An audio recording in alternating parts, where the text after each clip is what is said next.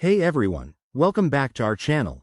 Today, we're diving into a topic that's super relevant for many folks in Nepal planning to send money to Australia in 2025.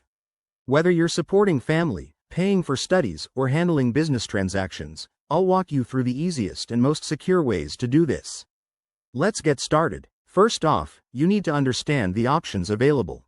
In 2025, popular methods include international banks like Nepal Rashtra Bank Partners, online services like Wise or Remitly, and traditional remittance companies such as Western Union or MoneyGram.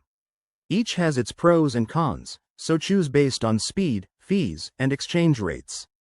Step 1. Verify your identity.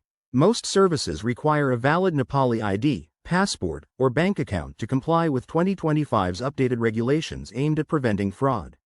Make sure your documents are up to date. Step 2. Compare providers.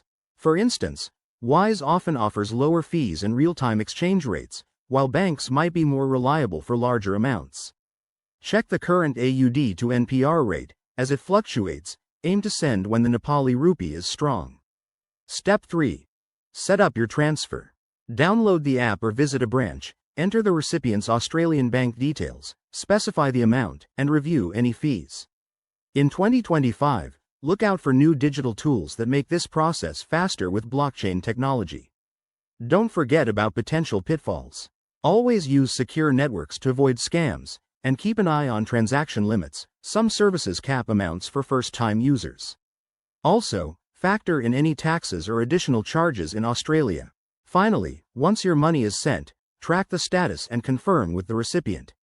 That's it for today's guide. If you found this helpful, give it a thumbs up, subscribe for more tips, and drop your questions in the comments.